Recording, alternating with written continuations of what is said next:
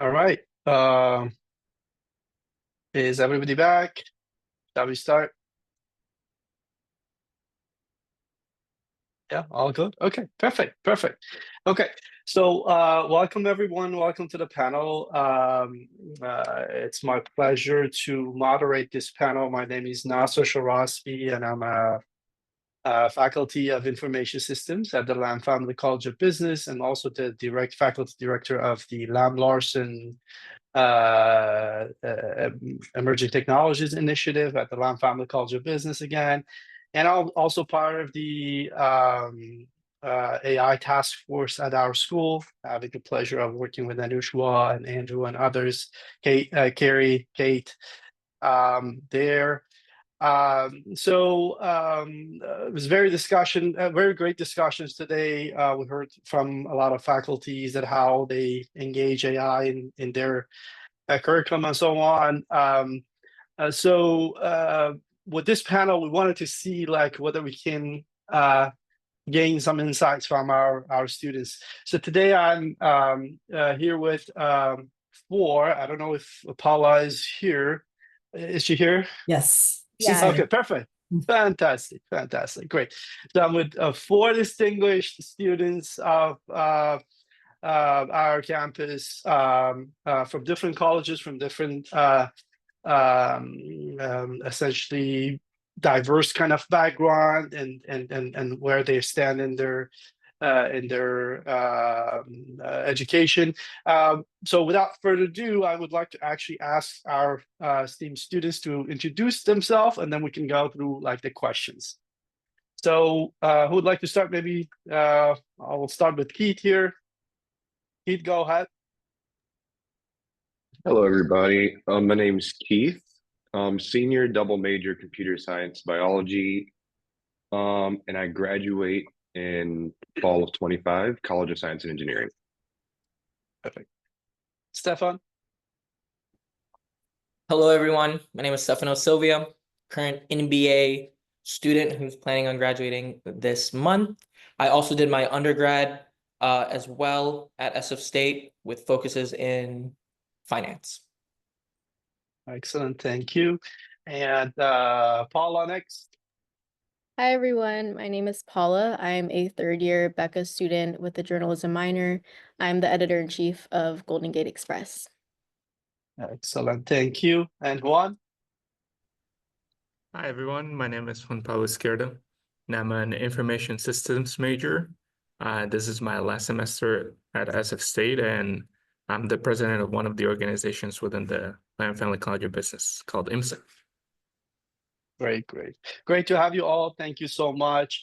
I mean, we have talked before, so essentially I want your opinion, experiences, things like that. I guess like again, insights, and our fellow faculties here would probably, use these insights in terms of their planning, in terms of their how they engage basically AI into their curriculum. So let me start by actually getting your reflection on our kind of like the elephant in the room, right? So the recent announcements that the CSU chancellor had of rolling out and the partnership with OpenAI and rolling out basically the ChatGPT EDU to over 460,000 students, 460,000 students and 63,000 faculties and staff across the 23 campuses that we have. Here in San Francisco State, we have started it, I guess. I guess you guys also have access to that right now for a while. So for my first question, I would like to ask about your reaction, your feelings about this news. How do you feel about this, this decision? You guys view it as an opportunity, as a challenge, a mix of both. So, have you been able to use that? What is your reaction? Maybe we can start with Keith again. So, Good question. So overall, positive sentiment about it. I do think the rollout was a bit chaotic, but I do think overall good opportunity for students and faculty. I just wish there was more of a gap when the faculty got it versus students. oh, I see. So you mean like faculty got it sooner than the students. Yeah, more of a delay in between. That way, like, because I think rolling out to a couple 100,000 students and not giving faculty much time to prep is gonna result in some chaos in the coming weeks. Okay. Okay. Next, who would like to go next? Stefan, maybe. Yeah, I can go next. Just to echo Keith's point a little bit, I do agree a little bit of a buffer would have been helpful in that transition period.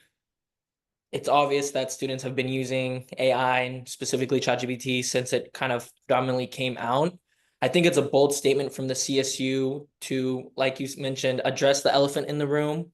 So in that regard, I think it's great them taking initiative and kind of getting on the forefront of this rather than later. But it could have been maybe implemented differently. Me myself, I haven't used the EDU version just because I've been a pro subscriber of ChatGPT since my undergrad. And since I'm graduating this semester, I haven't, thought of an idea to transfer over. But I do like that the EDU version isn't taking the information and training it. So it'll be interesting to see how students' sentiment on that is. Juan, would you like to go next? Yeah, I just have a couple of mixed feelings about the rollout, especially because the contract is for 18 months, which I believe it's very, very little time for students to get to know about this research that they have as a student. And also echoing what Keith and Stefano said, the short amount of time that teachers and faculty got to work with this new ChatGPT that became available before students. It puts a lot of pressure on the faculty to know how they're going to implement it in their classes in an effective way, because it really comes down to the teachers and how effective this $16 million decision is. I see. Yeah, true. Paula, how was your sentiment? I mean, in fact, like one of my follow-up questions was that what aspect, and you kind of like alluded to that, some of you, what aspects of this rollout was the most exciting part, and what really concerned you about this? So Yeah, I would say I have to agree with the rest of us that the rollout was a little bit chaotic. I think that AI is a tool, but we should have given more times to faculty and students like myself who run publications to implement a policy or guidelines about how to use this very powerful tool. Yeah, and I know that you in our preparation session you talked about the policy that you have developed for your own group. I mean, we'll talk about. Hopefully, get a chance to talk about it. Just a quick back up is that like I don't see the chat, so if anybody has question, I would definitely keep a couple minutes at the end for opening it to the floor. So we have a list of questions, but I'm pretty sure like we're at some point like we would be able to actually pause on it and get into questions of the audience. So okay, great. So let's roll the tape back a little bit. So I wanted to actually ask a couple of questions about how do you guys perceive AI and how your usage is. In fact, like and how do you see the impacts of that in your learning and future of learning, things like that. So this time I would like to start with you, Stefan. So would you characterize yourself as an AI user? Do you consider yourself a heavy user, a light user, a medium user? And if you can mention what in what areas do you use specifically with regards to your education, what kind of task and what kind of AI tools you use routinely, what kind of task is it? Mostly brainstorming, writing, coding, math? If you can give us a little bit of background about your usage, when did you start it, and things like that, that would be really actually a good starting point for the rest of the questions. So we'll start with Stefan, and then we can go to the next people. Yeah, great question, Professor. I'm definitely a heavy AI user. It's kind of basically replaced my search engine. Now I'm very finance business focused. And although there might be not a lot of literature writing, although in reports there still is, I use it just for questions all the time. I love how I can ask it a question, it gives me something back, and it can lead on to a segue of something else that I didn't think of. It's also much more efficient. I try to use, Google or your typical search engines, but to get the answers I'm looking for as specific as I'm looking for, sometimes it takes longer. So on an efficiency standpoint, it's been great for me. I've been an early adopter. I thought the technology was revolutionary from the first day that it kind of rolled out. I had been telling about other students, I'm like, there's this thing, it's, you know, generative AI, it's really fascinating. Another tool that I use, and that's why I'm actually a pro subscriber, is the talkative feature. It's been helpful for interviews, especially for investment banking, where, you know, there's no such thing as a stupid question, but I can kind of keep on asking these really elementary topics, especially within finance, and not feel judged, or kind of work it out a little bit easier. I also am studying for an SIE, which is the Securities Industry Essentials exam, and that's super helpful because there's so many questions that I can ask, and I have like a $800 study material course that I'm using, but I use that material course and ChatGPT to kind of go into the more in-depth questions that I might have. So in a way, I use it as a professional, but you have to take everything with a grain of salt. And I do definitely still use the internet for a lot of news sources like New York Times, Wall Street Journal. I listen to a lot of podcasts. So it's not where I get all my information, and it's important to understand the biases that it has. But for efficiency, for getting quick answers to things, compared to your typical search engine, I definitely use ChatGPT every day, or just AI in general. So I'm a heavy user, but I am conscious of the effects, and to see how, you know, that might continue. I don't want to become dependent on anything too much. Interesting. Great, great. Thank you. Paula, can I go next to you? Yeah, I would probably categorize myself as a very light user of AI. I try to use AI just for transcription services, translations, and Grammarly, but I would say that's probably the extent of how I would use it. I really try and stay away from generative AI because I think that it takes away the authenticity of a journalist's work. But yeah, if it's used for efficiency and as a tool to speed up work instead of creating work that we're supposed to be doing, then that's probably in the ways that I would use it. Good, good, good. Keith? I'd say I'm a pretty heavy user. My usage has evolved from like, it actually got to a point of like dependency when it first rolled out back in 22. Because like, this is really cool. I can use this a lot and it gives me a lot of information. And I think now I more so use it to a lot for sentiment analysis, for conflict resolution. So if there's like an email chain or a conversation that's going off the rails, I'm like, hey, read this conversation. Where did it steer off and how can I get back on track? And then also mainly I'm using it more for like, I don't want you to do this thing for me. I want to do it. How can I do it better? And so more about like I see. optimizing how I do stuff instead of replacing what I did. And that it took a while to figure that out because it wasn't like shiny in the beginning. It was very messy, but I realized like I can't be dependent on something if I want to have a job in the future. And so it evolved to sort of help me optimize what I do now. Absolutely, absolutely. Great, great response. Juan, what about you? I'd say I'm a How do pretty you characterize? I'm a pretty heavy user of Heavy user, AI, okay. both in academically and also professionally. At work, I'm an IT technician, so I've been spending my time fixing computers. And I used to fix computers basically watching YouTube videos, but now I can skip through the ads. I don't have to watch 5-minute video just to skip to those few seconds that I need the answer. I just talk to ChatGPT and I tell it the steps that I'm doing to fix a computer, and I can talk to it and follow along with what should be my next troubleshooting steps. Now, academically, I have like an exam coming up, a midterm, and I haven't had, these are the topics that I want to study for, and I'll read the textbook, like the chapter, but then I'll upload those chapters to ChatGPT and tell it to give me a practice exam, whether it's multiple choice or short answer.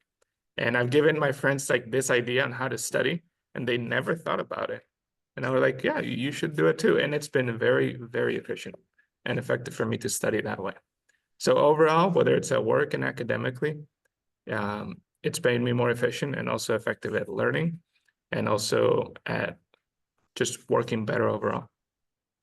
Good, good, good. Great, great. Well, I wanted to actually ask another question, but something popped up in my mind that I would like to actually ask. What, maybe very quickly, what is the main source of your getting information about AI? So I see that most of you are like trying to keep yourself up to date. What has been the main source of your education about AI?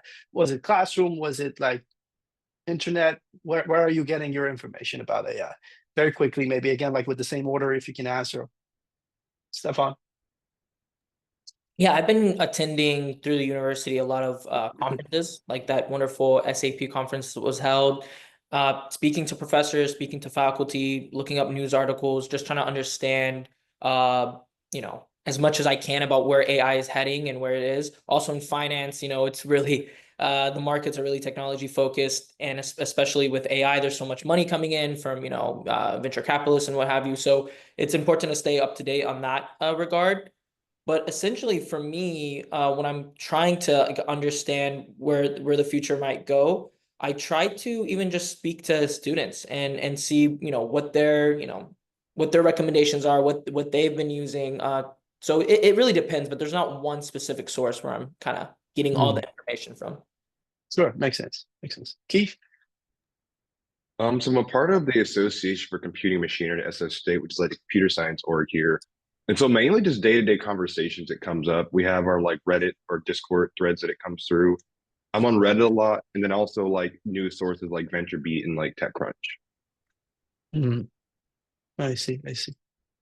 Paula, and then Juan. I'd say I'm not too involved in the education of learning about AI, but I would say the way that I discuss AI is through other students in the journalism department. We have an AI policy committee, and we discuss the consequences of using AI, especially the environmental impacts and how it would affect a student. So I guess probably just through other students and conversations. And the journalism department also holds events related to how to use AI in journalism. Okay, and Juan? I'd say I find out more about AI through people from all different perspectives. Whether they're a heavy user, a light user, or just completely against that, they'll have valid points in which I have learned from and been kept like mindful of how I use AI and not become too dependent on it. I see. Great. Okay, so maybe one more question about the use, and then I would like to actually, in the interest of time, switch to some of the topics about ethics, academic integrity, and things like that. So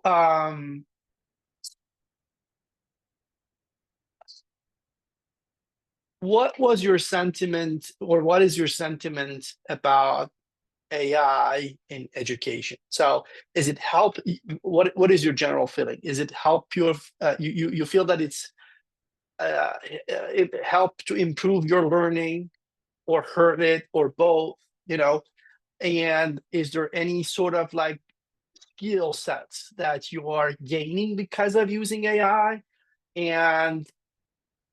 or like you're losing some skills about it? And then how do you basically kind of like, again, a question that maybe as a follow-up, that see that the schools has to move towards more AI in classroom, or should we go less AI in classroom? Whoever wanted to pick up the question first. Yeah, I do can that. start real quickly. I look at very similar to the adoption of the internet, and how that transformed a lot of just the world and how we access information. I think it's important never to get too secular. Just like when the internet, the adoption of the internet, we still had books, we still read. There's an importance in understanding how to educate yourself. And I think AI can definitely be a tool for education, but it also depends on your study. For myself, it's really helpful if I'm studying some really intense financial literacy and something comes up that I'm not familiar with. I'm an inquisitive person. I can ask it, what is the definition of this? And then with follow-up examples, I can have it break it down, explain to me in layman's term, explain to me a little bit more complicated. So I use it as a tool for learning, but my basic fundamentals are still the same. I still work hard. I still read a lot. And so just like when the internet and the adoption of the internet came out, it didn't completely there was a transition period. Folks, in the beginning would just copy and paste from Wikipedia and throw that in, kind of how generative AI is. And now it's used as a tool for case studies and for business journal reviews and what have you, at least in finance and business. And so that's where I see the future of it going, and kind of how professors and universities can use it as an additional tool. But the fundamentals of how to learn, how to educate yourself, I think are going to stay the same. Anyone else wanted to get a follow-up? Oh, I wanted to follow up and say that I think students' attention span is already pretty short term, and it's getting worse by the year. Accessing quick and brief information through ChatGPT or all of these AI chatbots is just gonna worsen that. And I feel like teachers just have so much control well, not within the classroom, but outside the classroom, they don't. So it's really up to the student on how they want to develop their own studying habits. And it's very easy to fall into bad habits and completely rely on artificial intelligence, which I believe that we should have very limited use of AI within the classrooms, but also teach students about it and how to use it effectively, and know about the consequences in the long term if they become too dependent. Because yeah, they can get a good grade on the exam if they studied, but did they learn it? Did they memorize it? It's the question. You mentioned to a very good point about the effective use of an AI in classroom or like within a course or something. I wanted to actually ask you guys whether you can think of, again, without naming any like specific person or a course or something like that, a good effective use that you have experienced within your classrooms or like within your courses that you had. Can you think of any that you could share actually with us, that something that resonated with you, something that you thought, oh, that was a great use of AI. I mean, I really enjoyed that and it really helped my learning and so on. Maybe like here we start with Keith. Yeah, I saw that you're nodding, so perhaps you have something in mind. Yeah, go ahead. Well, yeah, so this came out of nowhere, but I had a professor last year when Gen AI was just getting popular, and he was saying that I don't want to like hinder your ability to learn an important tool that's going to be valuable for you in the workforce, but I do still need to know where you are in terms of like our curriculum. So you proposed that we do, if you want to do it on your own, you do one submission, but if you want to use Gen AI, you do two submissions. One, you do all on your own, show me how far you can get. And then the second one, you're going to show me how you took what you had, how you enhanced it with Gen AI, show me the prompt you used, and like pretty much where AI filled the gap. To show me where you are and where AI helped you get. And for me, I had a project where I was able to get about 60% of it done. The other 40% was using Gen AI, but he was able to see like, oh, I need to brush up on this topic with the students because most students are having an issue with this. So for me, it felt like I was able to sort of do my own effort. And then once anything else I couldn't do, get assistance with, but also communicate, here's where I need help with, all while getting it complete at the same time. So I thought that was a really good use case and a really good practice. Excellent. Interesting. Paula, or Juan, like, I don't know, again, you guys, maybe you don't have anything in your mind, but like, if anybody else wanted to jump in. Stefan, do you wanted to add something? No? Oh, Professor, could you Yeah, repeat yeah. that question again? So the question was like any way of using AI inside or outside of the classroom that one of your professor have done and you found it actually, this is really good use case of using AI in a curriculum or inside a classroom or things like that, or an activity that yeah, go ahead, Stefan. Juan, Oh. let's actually go with Juan and then I'll go to you, Stefan. So I'm taking Professor's Gale class this semester on AI, and I think it's been very useful to get feedback on Python code and also developing Python code, because coding is frustrating. And that's why I don't want to code in the future. So when you get frustrated, it becomes very difficult to learn. Like you kind of stop learning when you're frustrated and you can't learn the content. But AI facilitates how you learn step by step, because the chatbot is going to be very patient with you. It's going to be very patient with you, teaching you in different ways until you understand. It also depends on how you prompt it, but you learn it along the way. So in terms of coding, developing code, explaining code, it's been great. So the chat as a tutor. Yes, a private tutor. Cool. Stefan? No, it just sparked the now that you repeated the question, two instances. One in the class we have together, just very recently, you wanted to adopt a Harvard MBA style of teaching each other through debating, and we were given 10 minutes to come up kind of with a initial kind of prompt of how we were going to defend our side. And without the ability of AI to kind of get that momentum started, I think it would have been a lot challenging. The efficiency side of it, probably if we would have had to do it independently, it would have taken hours. But with the help of AI, it allowed to get those first initial statements out there. And then, as you witnessed in class, then all the students' perspectives and all That's right. opinions kind of came through. So in that instance, it was a great opportunity. Another instance is in another class I'm taking, a Business 690 seminar class. It's essentially like the class you have to take in order to graduate. It includes a thesis. The professor is very upfront about AI usage. He's like, I understand you're going to use it, but if you're going to use it, do it the right way. And that's what I've been realizing too. The way you prompting is a skill in itself, and how you can get the right answers out of ChatGPT, or how you can get ChatGPT to be the most efficient to help you. We're learning very very specific business terminology.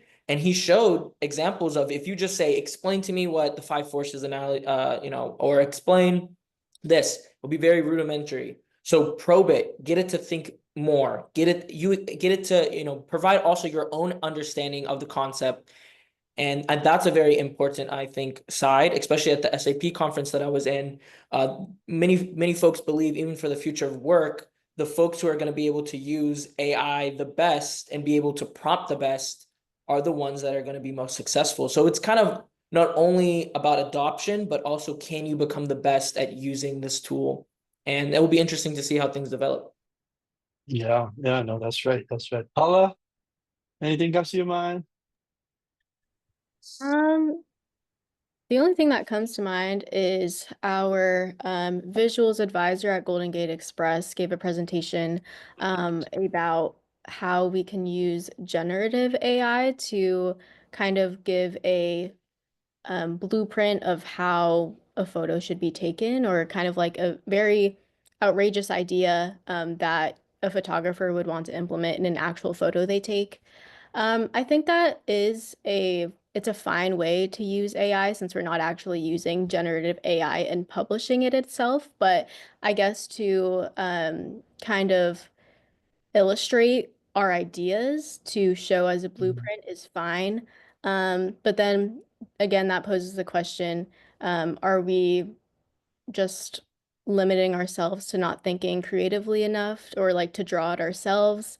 That's a question I'm still trying to figure out, and I'll probably discuss with the AI policy committee, but I could see that as a way that we use AI in a fine way in journalism. Great point. Yeah, no, actually, that's a good point. I mean, I would like to actually double click on the point that most of you guys had in your discussions, and that is about how to use AI, right? Or like slash ethics of AI use, right? What is the best way of using, and so on and so forth.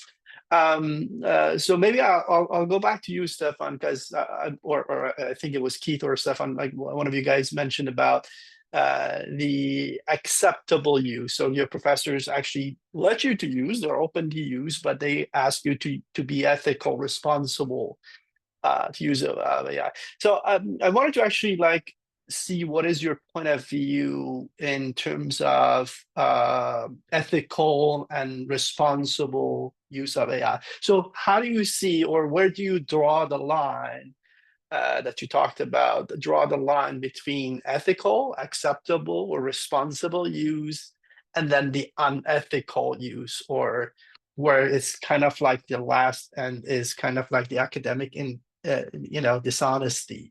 That we probably, again, have seen all of that over the past few years. So where do you guys, where that line is for you guys? Again, not I don't want you guys to take the official standpoints. Where does that line stands for you? Maybe start with Keith, because I think you were the first and you actually proposed like a very interesting, use case and example, but I would like to hear your opinion about that. So I think it's tough to say now because I think I would need to know a lot more than I do to fully answer it. But what I do want to say is what I've been sort of making my own boundary is what am I trying to get out of using this? Like, say there's an assignment I need to do. Is there an outcome of the assignment that this is sort of ruining for me? Like, am I supposed to learn, like, say, how to do a struct in C or something? Or am I trying to learn how to do something in Python? And is this replacing my ability to learn? And then also in terms of like the work I generate, kind of tying back to the example I used earlier, how can my professor address my shortcomings if they don't actually know where I am? And so I think anything that sort of detracts from what I personally know or can generate in terms of feedback or actually in terms of just sort of knowing what I need to do, I don't really want to lean towards.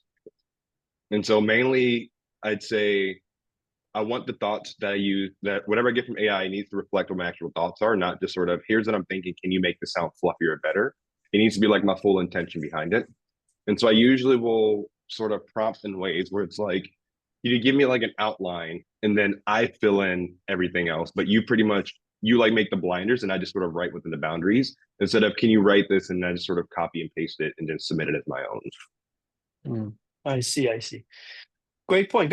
In fact, let me actually ask you this. I'll go to you, Stefan. How this line has been clear for you within the classrooms that you take, or like from the school side?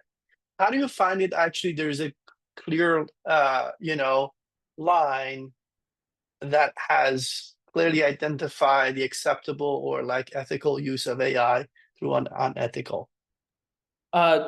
Another great question. I think it's very dependent on the professor. Like any class you take, there'll be a syllabus, and each professor has different expectations and requirements. This is even before AI. Some teachers had open book exams, some teachers didn't.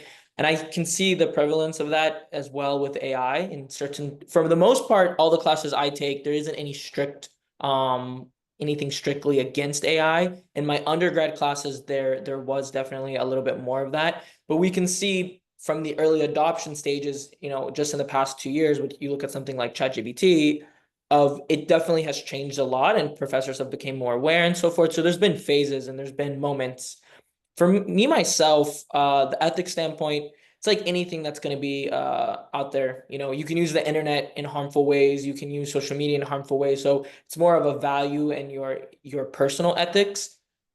But I would say in a business standpoint, in a professionalism standpoint, in finance, it's nowhere near it's nowhere near where it needs to be to predict the markets or to take any of the jobs I currently do. It's also nowhere near like a Bloomberg or FactSec where if I need reliable information, it's gonna give it to me immediately. I definitely just use it as a tool for efficiency, like I said, instead of sometimes searching things on the internet to get more specific data a little bit quicker, but it's far beyond kind of the where it needs to be in order to have that credibility.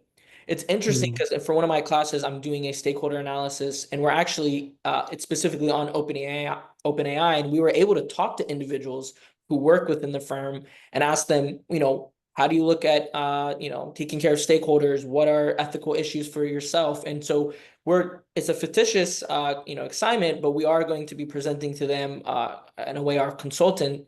And things came up within our group, such as creating a ChatGPT where all the sources were valid, right? Maybe extracting information instead of just from like Reddit sources, government agencies, or creating a section for ChatGPT where it can say confidently, this isn't, this is hallucination free. This was from sources on the internet that have been extracted, that have been, from public, government agencies or what have you.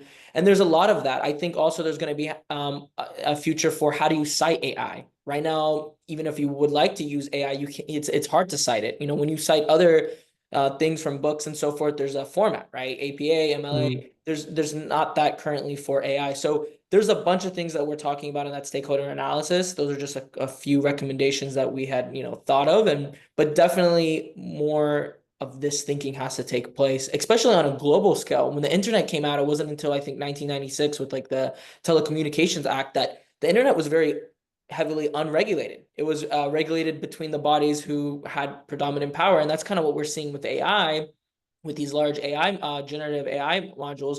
They're really governing themselves. There's no guidelines, there's no federal regulations yet. And I think as we will, continue in the future, we'll see more of just government regulation. And I think that will help shape what is considered ethical or not within, the usage. Okay, great. Well, I mean, I literally have a lot of other school and other questions, and I really wanted to ask you guys, but we are almost like out of time. Maybe as the last question, I would actually pose it to you guys, and because this time starts from Juan and Paula. I wanted to know your expectations from school and faculties, right? Both regarding like these policies, regarding AI use and things like that. What are your expectation about, all these changes that are happening? What is in your mind that you wish that the school could do more, or a school could do, in fact, like maybe we are not doing it well? So anything in your mind, please let us know. I mean, we'll like to hear. Maybe this time we start from Juan and Paula. Let's say my expectations would be to teach to students about both the positive and the negative about using AI and their long-term learning as well. Because students need to know, like, okay, if I'm using artificial intelligence, is it making me smarter? Am I actually learning the content? Am I just getting the homework done? But they may not be thinking in the long term, okay, is this gonna, in the job that I'm gonna work in, I'm gonna need to know this information. So a lot of students may think in the short term, like, okay, I'm getting over this class. But I think teachers should teach about, okay, you really got to think about it if you're going to write this paper using artificial intelligence and how that it may be affect you if you're writing a professional research paper in the future. You won't be able to demonstrate that skill that you're supposed to be learning. You're going to get the degree, but you're not going to be able to show off that degree and what you're capable of, right? Mm-hmm. Great. Paula? I think it definitely depends on the field that you're looking at, but from my personal experience in the journalism department, I think that a policy should be implemented and there should be consequences if that policy isn't followed. For example, at the moment, we do have a policy, and I've discussed with the chair, what are the consequences? Can a student be removed from the publication if the policy is broken? And at the moment, the publication doesn't have the power to remove a student from the publication if that's broken, and it's ultimately up to the chair, and it gets sent up to the dean if it escalates further. But I do hope that a more concrete and outlined consequence is implemented if, policies are broken regarding AI. You know, not only because, to take us more seriously, but also because it's a learning environment, and we shouldn't allow, AI to do the work for a student.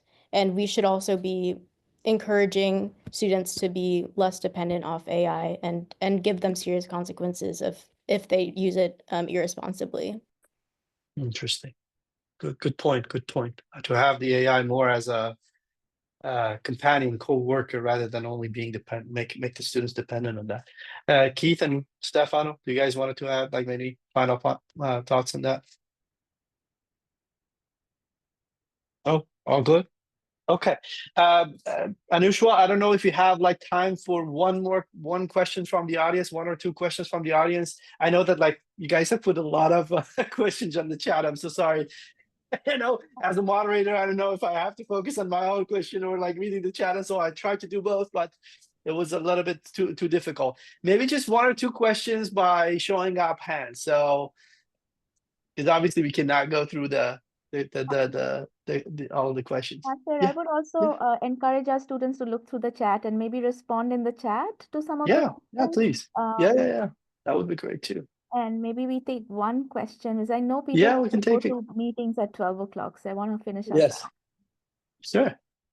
Yeah, maybe if anybody has like any question for our panelists, just yeah. Laura, yeah, please. Yeah. Can you guys hear me okay? Perfect, loud and clear. Great. I'm at another conference already, so it's a busy day. I feel as though I really appreciate the panel and great job, students, but I really kind of wanted to hear more of the humanities perspective and English perspective and students in GUAR. And I'm just curious if any of the students can kind of maybe think back to those classes and their experience with AI. So like from a standpoint of like an English, class, or like Yeah, I feel as though writing class, right? Yeah, we're maybe missing a little bit of the humanities, frankly, absolutely. even though journalism is part of Yeah. that realm. But I'm just curious if any of the student panelists can tap back into, maybe if they've taken creative writing or the GUAR class, which university students all have taken. Because to me, that's Any a of, really different use case and experience and I believe, pressures of AI. yeah, I believe actually, like I can think of our MBA students that I don't know about Keith, whether in CS they had any writing assignments or writing, probably you guys had. Maybe take it from that standpoint that like again you guys talked about coding or like brainstorming, things like that. But can you think of your like assignments that included writing, creative writing, or like critical analysis, things like that, and see it from a data standpoint, and see whether your experience has been different or I can probably comment on the absolutely. humanity side. So I have taken both Becca GUAR and journalism GUAR. On the Becca side, I'd say it's a little bit more encouraged that we learn how to use the tool, as long as we cite it and we're completely transparent about how we used it, then it's fine. But in journalism GUAR, it's a reporting class, and I feel like using AI is not really possible. Like if you, I guess, maybe for transcriptions, but in that class, you're in the field, you're calling people, you're making these human connections, and having AI do that for you is just not something that's, I mean, I guess you could do it, but it's not going to help you pass the class. And I guess it's not even really introduced at all, as something that you should be using when you're a journalist, because um, that should be something that you're taking your own initiative to do, without the help of technology and making those human connections. Yeah, well, Oh, I just think that in terms of creative writing, my hot take on AI is that AI knows but doesn't understand. We are a lot more complex than AI can ever be in terms of how we feel and how we think of things. So to use AI to write for you, like in a creative standpoint, it becomes very empty. Because through writing, you write about feelings and emotions, which AI will not be able or be capable to do, in my opinion. great.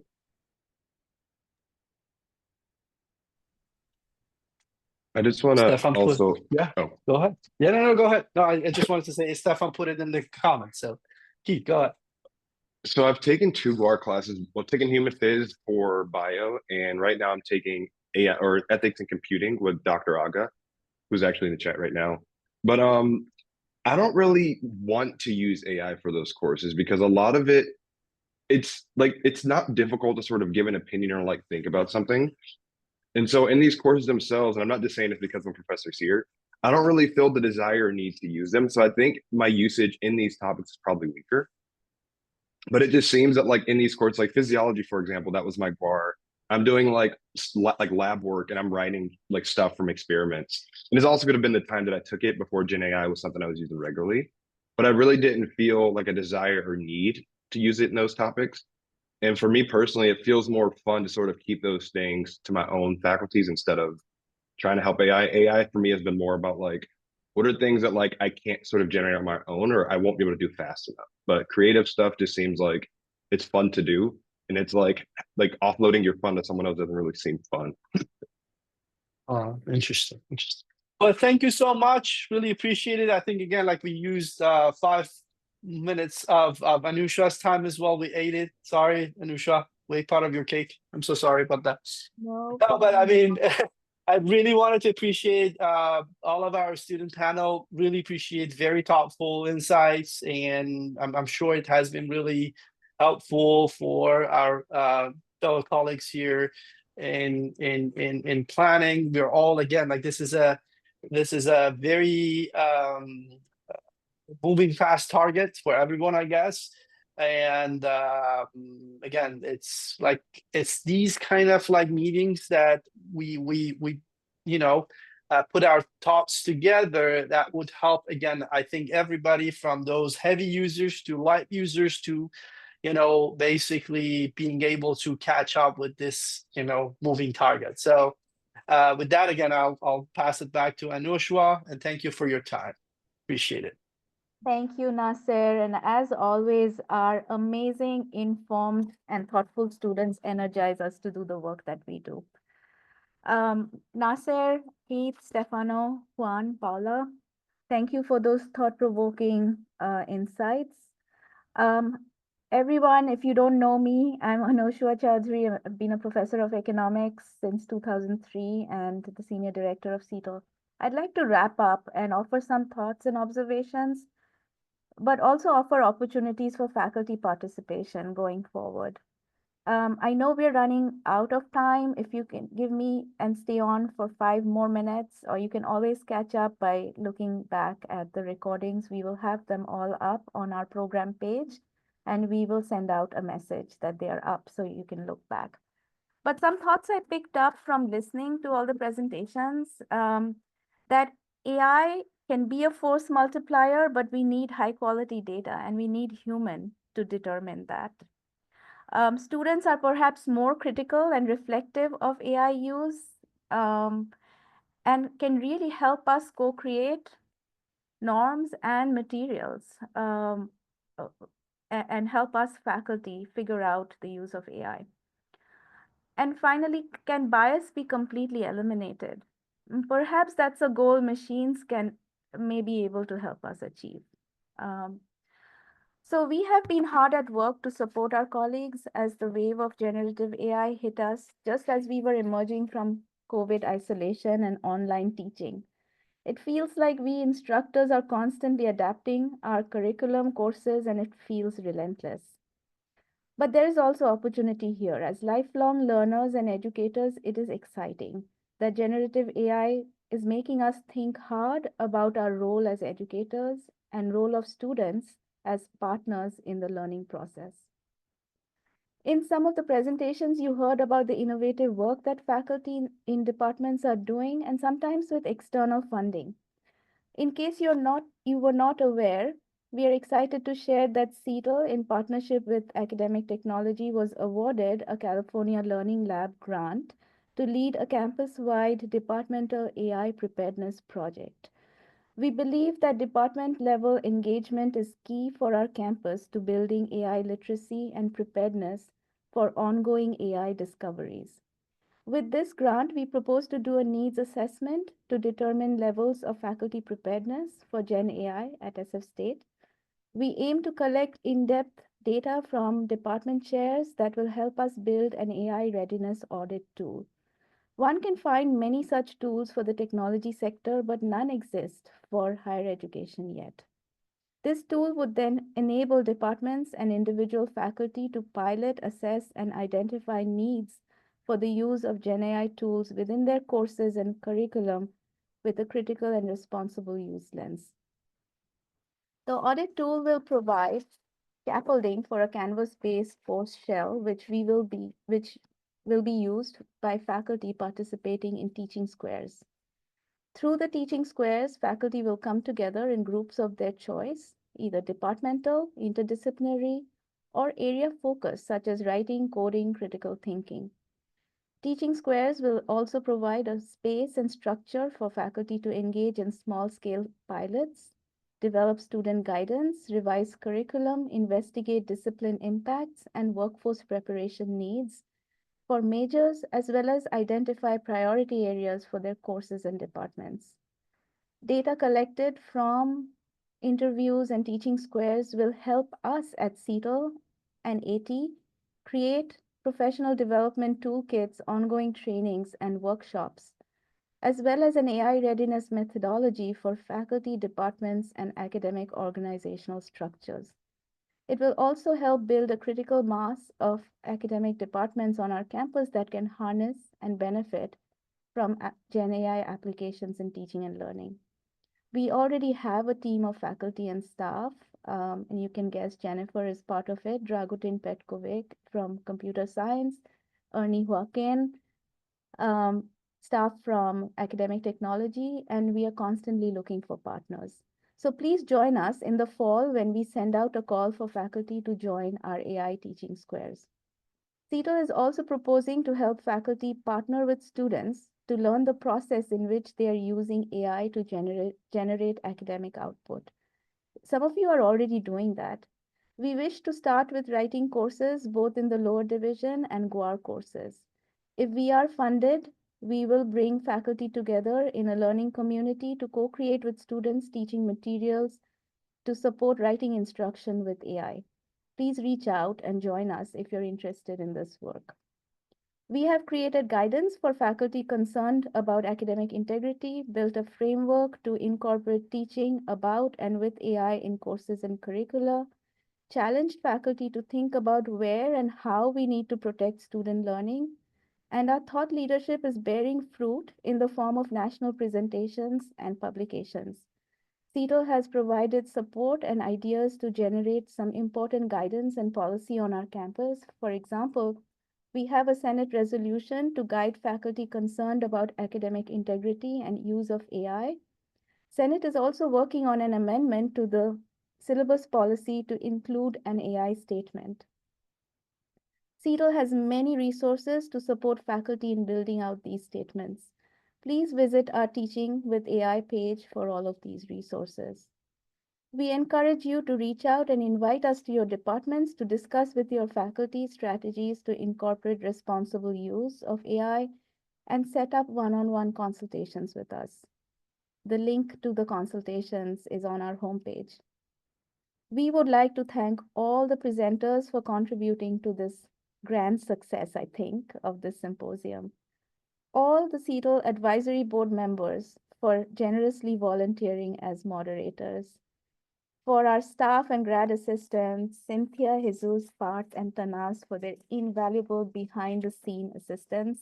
And to our faculty director, Dr. Jennifer Trainer, for her leadership at our center and on our campus for all things AI. Check out her Substack if you haven't had a chance to do that. I would like to thank all of you for joining us today and certainly hope you've picked up some useful tips to take back to your classroom and professional life. One topic that has been top of mind for all of us is how is this partnership with OpenAI and use of ChatGPT going to work?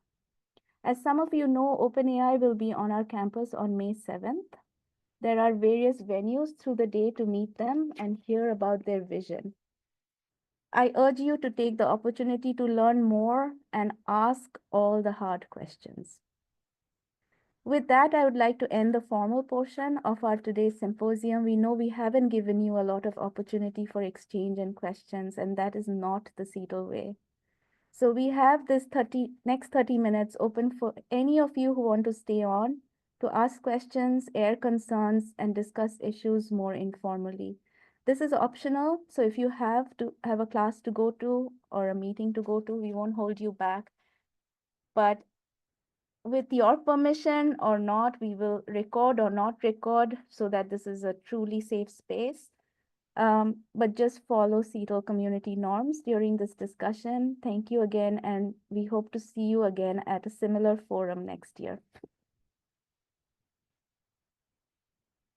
So this is going to be just an open session now for the next 30 minutes. Please raise your hands and speak, and we'll just keep a speakers list and we'll just have, we'll go from there. I think one question I have for those of you who want to stay is, what did you learn today that you'll take forward? What's on your mind?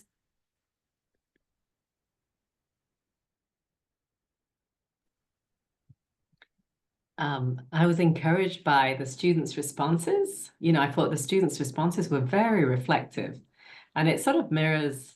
I mean, like I said, I do talk to students about use of AI in my classes, and you know, I think the students understand that, especially in the context of using it in professional life, right? That they're here to learn skills, not just pass a course, and so that's kind of that's what I emphasize to my students, is the importance of learning the skills they need to actually take out into the workforce. And so I really got the sense with these students that that's what they're doing. They've critically engaged with AI tools, and they're figuring out ways that they can use it without subsuming their development, their educational learning and development of skills.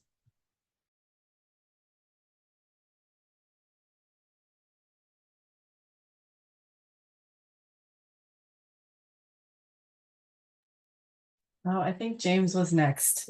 Well, yeah, just quickly, I want to agree, Allison. I was very impressed with their responses and their insights. And I, not that I think it's representative of the typical student. And so I hope we can use them to model how students should be interacting with AI, because I think some of the negative experiences people have come from not knowing what they can do and how they can uh, push these systems to be more critical, more incisive, and all that. So it's great to see students making what I regard as good, productive, helpful use of these systems.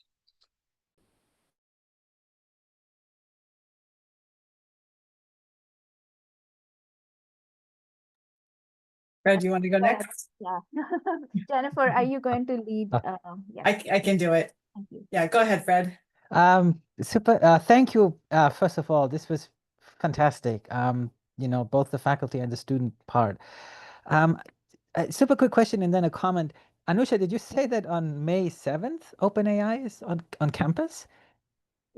So is that going to be like a roundtable or an open event, or I guess I can check out the website. I'll put the link in the chat. It went out in an email to all of you, so you can Oh see dear. for various Sorry, I'll check. But so I have one question or comment. Some students of I think sort of ask this question, well, what is going to happen after the 17 or 18 months, right? That we have this contract, we have contracted ChatGPT for. And one thing that I kind of ask myself, I think it's great. I use it, and I think we have to use it, and we have to prepare our students. But the first question when this was announced that we're paying, I don't know, 17 million, my first response was, why are we paying them? Why are we not getting this for free when we are giving them so much? We're giving them everything. We're giving them our student question, our faculty question. We're giving them our data. And why can this, and maybe this is a naive question, why can this not be a partnership where there is an understanding that we are really giving them the data that the systems need to improve, and we're preparing students to be the future users of this once they go into the workplace? Why is this from day one? We are purchasing a service, and we ultimately, of course, now that we've done it, we can't stop doing it, right? I mean, clearly we I don't know, I assume we are going to renew that contract. So from day one, I don't know, it wasn't really a partnership, right? We're just users. So I wonder whether this could be part of that conversation on May 7th or May 8th. Yeah, maybe I'm naive, but this is just something I've wondered from day one. Fred, I think no, sure, go ahead. I invite you to come to these conversations. I kind of alluded to that only by being there in the room with them can we really ask these hard questions.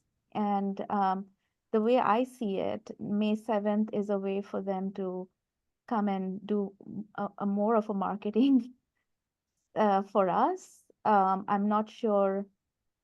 It wasn't a real partnership. They just decided they're going to visit all campuses, and they gave us the agenda that they're interested in. So it's not really a true partnership, in my opinion, and I'm not in favor of OpenAI Day in the way it's presented. But we're also team players, so we don't want to be seen as the crazy campus. So let's just show up and ask these questions. Keith, you have your hand up. I really like the point about it being more of like a transaction than a partnership. And something I would have really liked to see as a student would have been, well, one, it's like since we are using their product and they're getting a lot of data from it, like for it to be more of like, because like a Google Sheets and Google Doc, all that stuff is free because you're the product. And I feel like we're kind of the customer and the product at the same time. And also, I would have really liked to see some sort of career pipeline develop through this. Where it's like we're partnering with your school now, and so now your students gonna be more included in our hiring pipelines, or your students have a higher chance of getting employed by us, or some sort of like career development infrastructure that they help support.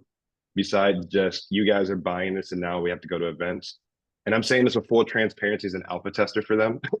And so as a student, though, I really think that there should have been a lot more done to say, like, here's how we're going to help you, not like, here's how you're going to use our stuff. Does that make sense? It does. I think the timing is really terrible with our larger political situation. These tech companies are really aligned with a political movement that is really not aligned with ours, as in higher ed. And that just makes the transactional nature of it all the worse, all the more, it just feels more terrible. So I think Anoshwa is correct. Show up, ask the hard questions. I mean, let's be ready.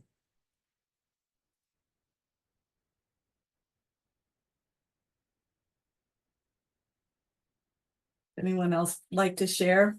Can I also say that I have been doing a bunch of presentations at the national level, and really with no resources at all, the amount we have accomplished on our campus is unbelievable. And I would say we are at par with a lot of the Institute of Technologies that actually have money to do this kind of work. So let's also show up and show our understanding to OpenAI that they just cannot come and tell us what to do. And they're not the first people around the block for us.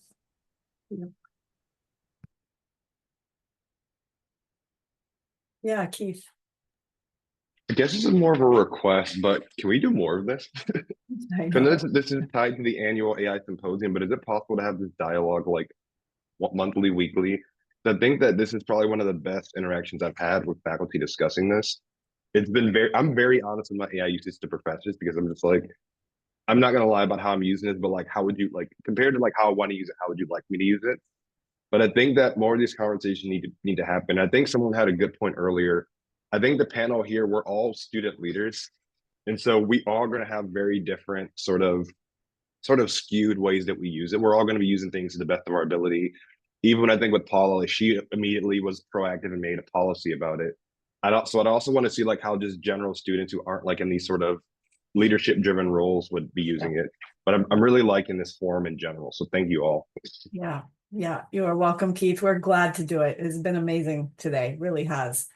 Nasser, you have your hand up? Yeah, no, I just wanted to echo what Keith says, and wanted to mention a couple of points. Number one is that the meeting was amazing. Thank you guys for hosting us. Number two is that it's actually like a very good point that to have more of these things. Again, like this is like a moving targets that has a big impact on all of us, right? Both the students and faculties, right? And the more dialogue we have, the more we can actually be in charge of that, rather than that being in charge of us, right?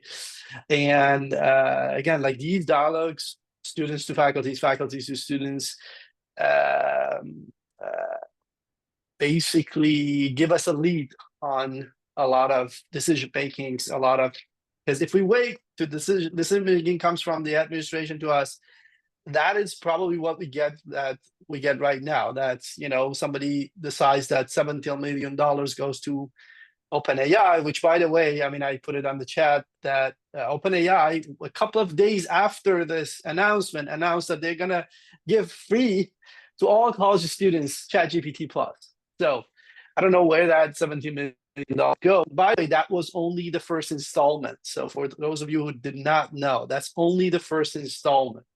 Nobody knows about how much in total we are paying them. So anyway, don't want to speak politics. Back into my point, there are good things happening, Keith, though.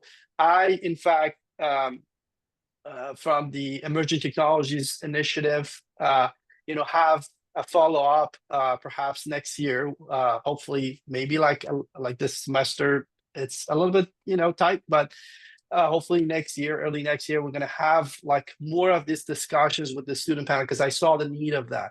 And again, like Anushka and Jennifer was kindly proposed that we're going to take this to this symposium, which I'm really happy that we did, because again, like we have like the audience. The other thing is that there is a student survey that has been run throughout that AI task force that we have. That's a very good, again, these are all good tools to have this, interaction, to have this, because again, like we learned a lot from you guys. I'm sure you guys learned a lot from us as well as the faculty. So this dialogue here, that's the best, way possible. And I agree with someone who talked in the chat that, obviously, like you guys were mostly like skewed towards like heavy users of ChatGPT. You guys know about all of the pitfalls, the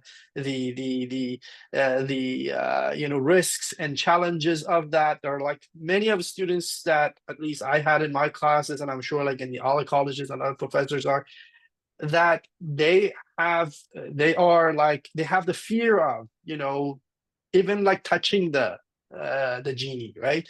So that's the same among faculties as well. I mean, we don't want to deny it. We have faculties that still like, and rightfully cautiously looking at this, and we are all, got ourselves in a situation that, there's a big wall coming to our head, right? So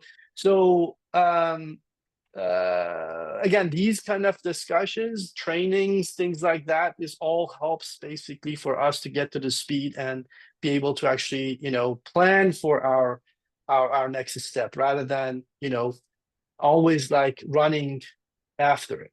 So again, hats off to Jennifer and Anushka and like Sido. But there are other things that are happening on our campus, and our campus has been one of the active ones, honestly, which is something to be proud of in San Francisco State. Thank you so much. Thank you for that. Yeah, I'll just echo really quickly that I do think there is a pretty big gap between the students we heard from here and like some of the lower division first year students that I talk to regularly. Not to say that they aren't thinking deeply about the issues, but that there is a lot of work to be done. Many of them have not heard at all about ChatGPT Edu or understand what that might mean for their data, or their practice. So that's something we have to think about. Laird, I see your hand. Yeah, so on the question of students in lower divisions, I'm teaching a creative writing class that's mostly first and second year students, and partly inspired by your presentations, I initiated a conversation about how they wanted to use AI in the classroom, and they were adamant that they didn't think AI had a role in creative writing. But I still find that students use it sometimes in turning in assignments. And I think what's going on is that they feel up against a deadline and pressure to produce something, and it's so easy to do that. And so I'm just wondering whether any of you all have thought much about how to get students out of this mindset that their job is to make something, to turn in a product. I think it's really anchored to our system of assigning letter grades, but you know, I don't have a choice about doing that. So I'm curious whether anybody else has come up with some responses to that problem. I can say, Laird, is I really feel like I think about this also a lot. I don't know that I have any answers. I keep thinking about how when there's a crossword puzzle book, I really want to do the crossword puzzle, but when the answers are in the back, I kind of don't do the puzzle. I look once, I look again, and I feel like I hear that from students. I don't want to use it, but and it's partly the time frame, the time deadlines, they're under the pressures, but I also just think it's tempting. Like it's just there and it's got an answer for you, or at least a step or a part of an answer. I think they do have a hard time turning it off, you know, and even though I think in first year for sure, they do not want to read it. They don't want to become dependent on it. They don't think it should be used for thinking or writing or anything that's personal or meaningful. And I'm like, you want to outsource the co-pilot instructions for the airplane to it? I don't think that's going to work either. Where is this useful?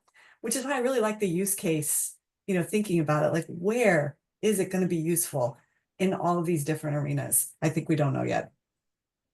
I see hands. Who was next? I talked over my speaker list here. Was it Stefano? Stefano, yeah. Yeah, thank you. Sure, I can just bring up a point real quickly. I think to answer that question, I've seen in my own, personal instances, kind of going back to old school, right? Pen and paper, or just not having technology at all. I'm taking a finance class where all these submissions are online, they're all through Excel, all the papers, can be helped with AI, but the exam is in person and we use Scantron and you have to know the material. And I think that combats the temptations of using AI because we still use it.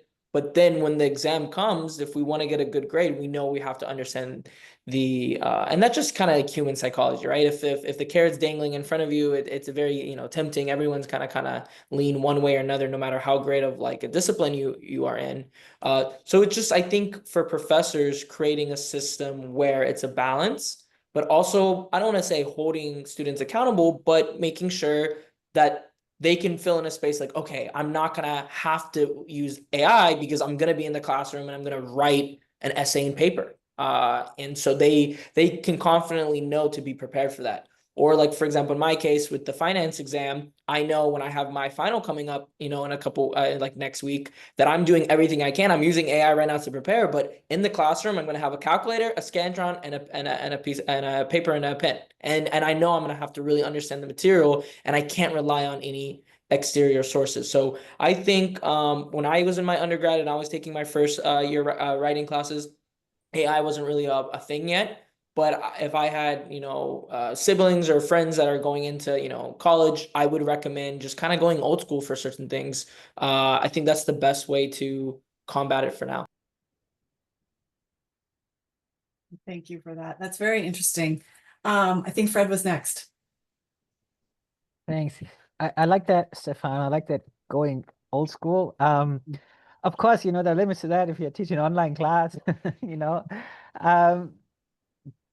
Something that we've talked actually about, I think, even in this, within CETL, something that I find more and more useful is to really just move away from grades, right? To moving away from having the right answer to actually, well, what is the question? If ChatGPT can give us the right answer to everything, then really that's not the point anymore, right? And to no longer think of the exam or the grade as the thing that we want to, but students to show us that they can do it. But it goes really, and sort of goes back to the same idea what Stefano said, to go back to the basics. Well, what is the question? And to really involve them in the thinking process. And connected to that, what I really would love to see more, I love these general discussions, but at the same time, I also feel I'm still so lacking in knowing all of the great things that ChatGPT can do for me in a classroom setting. And I would, we had some of this today where faculty share the things that they do, but if we sort of had, I remember we had this during COVID where we had these very short snippets, like 30 minutes, people just sharing, this works for me in a classroom. One tool, one exercise. You know, we all have so little time during the week, but if we've sort of had these sort of short meetings over lunchtime, brown bag, whatever, 45 minutes, I think that would be really cool, to kind of also get more faculty, I think, involved in using it creatively, because I think a lot of people just, yeah, they would like to use it, but it gets harder and harder to find the starting point because there's just so much out there, and every week there's something new. So yeah, just a comment in the thought. Thanks Thank again. you for that, Fred. We do have one workshop from last year where I go through a demo of trying to use it to create lesson plans. It's on the website. Everything is outdated in 10 minutes. So, you know, there's that. And I think it's a really good idea to just try to figure out how we can, you know, seed these conversations. And Osha was right. We're going to have these teaching squares in the fall, which I think will really help. Remember those teaching squares we had during COVID? They were so useful. It'll be like that, hopefully. I think Nasser was next, but I would like to hear from Aviva because I haven't heard from her today. Is that okay, Nasser, if I let Aviva go real quick? How generous. Thank you. I don't think I'm going to say anything foundationally new, but I just wanted to hook together the last few comments that, Stefano was offering us, that Fred was offering us, and Anusha's commenting too in the chat. If we're de-emphasizing that final product, right? Like you arrive at the end of the semester and you receive some sort of grade, or you've done all these different things during the semester that have received grades that have culminated in this grade. It really does become about, Stefano's spoken really elegantly about all the different things that have to be done to be a thoughtful learner and to grow, and not just the pen and pencil work, which I know is hard to do in those online environments, but the reading the newspapers and the reading the journals and the using AI as a tool. So this is like one tool that goes beside these other things. And these conversations we've been having about how do we prepare our lower division students a little better for that is, and I don't do a lot of lower division teaching, but like giving them those actual like outlines of like, this is what it looks like to be a successful student. You do this and you do this and you do this. And yes, that requires a lot of time and investment. So you have to figure out how much time do you give to this class. I know workload calculators were a big thing a few years ago. I don't know how we feel about that with the, corporatization of the university, but you have so much time you're giving to this experience. It's one experience of learning alongside other experiences of learning. I know you have other classes, other professors. I think this is something we need to be aware of too, that was highlighted in the chat. We don't all want to be giving the same exercises to our students, but we do also want iterative practice. So sometimes it's helpful to have your professors giving you in two different classes the same exercise, because you're practicing it twice, and that professor only has time to give it once, and that professor has time to give it once. So, back to Fred's comment too about more coordination across the campus of where we're seeing these things. One of the speakers spoke today about like sophomore level, junior level, senior level, and thinking strategically about skill development that happens through college and AI skill development that happens through college.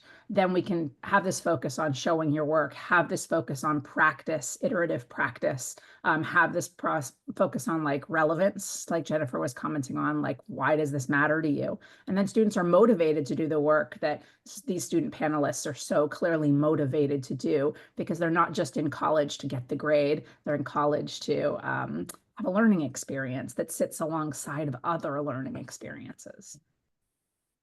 That's right. Thank you for that. Really helpful. By the way, I got to speak with Aviva's students yesterday about how they're using AI or how they're thinking about it. Amazing. I will be trying to figure out how to share some of what I'm learning with all of you soon. Okay, Nasser, you had your hand up. No, I mean that's all right. I mean, because I just wanted to like answer Laird is here.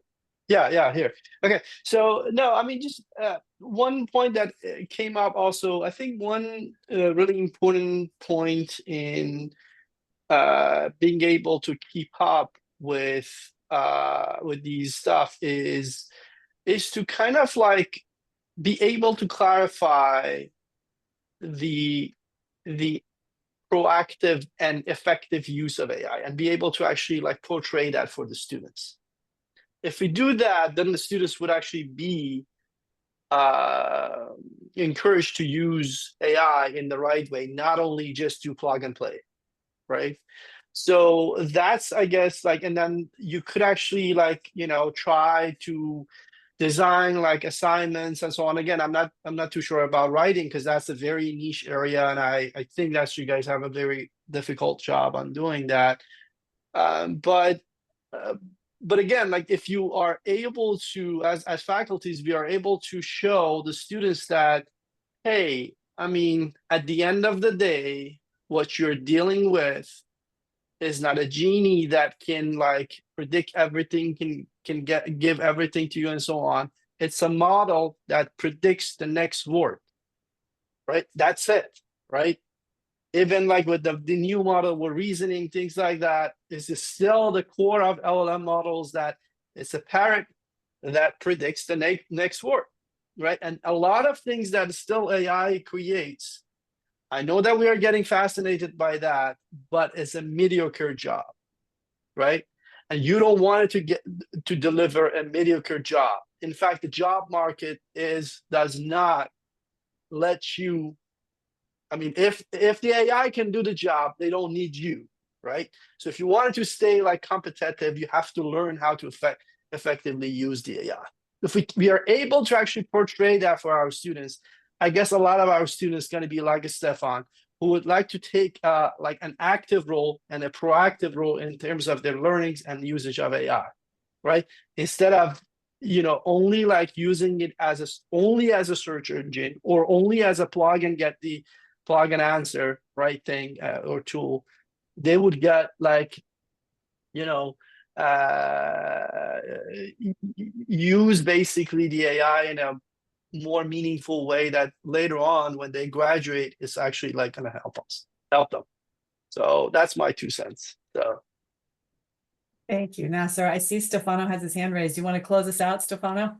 Sure, yeah, really quickly, just to be respectful on everyone's time. When I was talking about old school methods, another thing that came to mind that I know from graduate level all the way to, you know, maybe like first year students, we definitely love debates and we love talking to each other. And as of now, AI can't speak for us.